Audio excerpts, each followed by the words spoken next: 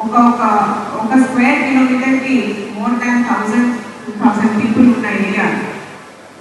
అలాంటి ఏరియాలో అంటే ఎంత బిజీ నగరమో మీకు తెలుసు కదా, ముంబై నగరం. ఎక్కడ ఎవరిని పట్టించుకోరు. మనంతా కొంచెం ప్లేట్ బ్యాక్ లైఫ్ ఉంటుంది అక్కడ. అసలు పట్టించుకోకుండా ముందుకు వెళ్ళిపోతుంటారు. చాలా కష్టజీవులు మహారాష్ట్రియన్స్. అయితే ఒక చిన్న ఇన్ఫర్మేషన్ కోసము మా టీమ్స్ 3-4 ఏరియాస్కి పోవడం జరిగితే ఎగ్జాక్ట్లీ 5 నిమిషాల్లో క్రైమ్ బ్రాంచ్ వాళ్ళు నాకు కాల్ వచ్చింది. మీ అప్పుడు ఆంధ్రప్రదేశ్ మీ పోలీస్ ఇక్కడ ఉన్నారా అంటే, you imagine there information network. కరెక్టా? అంత బ్యూటిఫుల్ ఇన్ఫర్మేషన్ నెట్వర్క్ ఉన్న రాష్ట్రము ఎందుకు అలా ఉండిందంటే, ఎస్పెషలీ స్లమ్ ఏరియాస్లో, తర్వాత బస్తీల్లో అక్కడ ఉన్న కామన్ పీపుల్ పోలీస్కి విపరీతమైన ఇన్ఫర్మేషన్ నెట్వర్క్ అక్కడ. ఎందుకు ఎట్లా అయిందంటే, వాళ్ళకు పోలీస్ స్టేషన్లోకి వచ్చి మాట్లాడితే freedom, they can come and talk. ఎందుకంటే వాళ్ళు ఏ పొలిటికల్ పార్టీతో అలైన్ కాదు, అక్కడ ఉన్న వాళ్ళ బస్తీ సమస్యలే మాట్లాడతారు. అండ్ అంత ఏమంటారా, ఆ రకమైన అభయం పోలీసులకు వాళ్ళు కొన్ని సంవత్సరాలుగా ఇచ్చి ఉన్నారు. అంటే మేము we will mind our problems, మా ప్రాబ్లమ్స్ గురించే మేము మాట్లాడతాము అన్న ఒక సహృద్భావ వాతావరణం పోలీస్కి వాళ్ళు క్రియేట్ చేసి ఉన్నారు.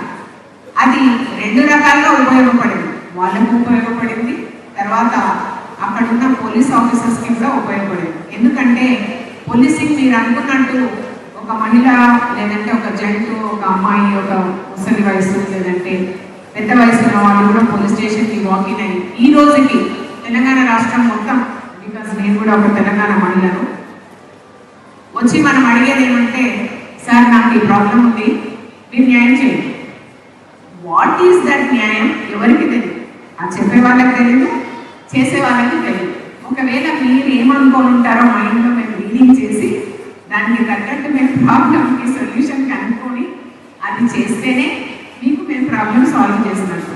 కానీ మాకు ఒక చట్టం అనేది ఉంది, మేము చట్టం పరిధిలోనే పనిచేస్తాము. చట్టం ఏం చెప్తుంది, చట్టం చెప్పిన ద్వారానే చట్టంకి లోబడి మేము పని చేయాలి. ఇప్పుడు ఎస్హెచ్ఓ గారు మాట్లాడుతూ ఒక రిసెప్షన్ అని ఒక విధానం చూపించారు కదా. అయితే రిసెప్షన్లోకి వచ్చిన తర్వాత ఎవరే కానీ ఒక పిటిషన్ ఇచ్చిన తర్వాత ఖచ్చితంగా పిటిషన్ మేనేజ్మెంట్ సిస్టమ్ అని ఉంటుంది. దాంట్లో 100% ఎంట్రీ చేయవలసిందే. చేసిన తర్వాత అది డీజీపీ వరకు ఎవరు పిటిషన్ ఆ రోజు ఇచ్చారో చూసుకోగలిగిన విధానం మన దగ్గర ఉంది.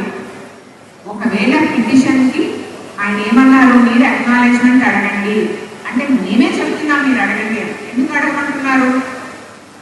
నా ఉద్యోగము చాలా ప్రొఫెషనల్ జాబ్. అంటే నేను అనుకోవచ్చు, అంటే మీరు లీగల్ నాలెడ్జ్ ఉందో లేకనో, లేదంటే సపోజ్ నేనే ఉన్నాను, నా సిస్టర్ వచ్చి నన్ను అడిగినా కూడా నేను సిస్టర్ లాగా ట్రీట్ చేయలేను అక్కడ పోలీస్ స్టేషన్లో. I have to treat like a complaint only. And కంప్లైంటే తీసుకోవాలి. అలా తీసుకోవడానికి ఎన్ని విధానాలు ఉన్నాయో తను ఇప్పుడు ఎక్స్ప్లెయిన్ చేశాను. ఓన్లీ థింగ్ ఇస్ పబ్లిక్కి ఇంకా పోలీస్ అంటే ఒక రకమైన మేము సమస్య ఉంటేనే పోలీస్ స్టేషన్కి వెళ్ళాలి. ఇలాంటి భావం నుంచి బయటికి రావడానికి షీ టీమ్స్ అన్న ఒక కాన్సెప్ట్తో మేమే మీ దగ్గరికి రావడం జరిగింది. అంటే మీకు తెలియకుండా మీ ప్రాంతాల్లో మేమే ఉండడం, ఏమి అలాంటి యాక్టివిటీస్, టీజింగ్, న్యూడ్ కమెంట్స్ చేస్తున్నారో అట్లాంటి వాళ్ళని పట్టుకొని రావడం, పట్టుకొని వచ్చి ఒకవేళ పేరెంట్స్ ముందు ప్రొడ్యూస్ చేస్తే పేరెంట్స్ అసలు ఒప్పుకోకపోవడం, అరే మీరు ఒప్పుకోవటం లేదు, మీ పిల్లలు ఇది పని చేస్తున్నారు, ఈ పలానా ఆయన చేస్తున్నారని వీడియో చూపించడం. అది చేసిన తర్వాతనే షీ టీమ్స్కి ప్రాచుర్యం వచ్చింది. అంటే మేము ఎవిడెన్స్ చూపించకపోతే మళ్ళీ పత్రికల వాళ్ళు ఏం రాస్తారు, వీళ్ళకి నచ్చిన వాళ్ళని తీసుకొచ్చిండ్రు, నచ్చిన వాళ్ళని తీసుకొని రాలేదు. సో ఏది పోలీస్ చేసినా కూడా ఎవిడెన్స్ బేస్ చేసుకొని చేయాలి.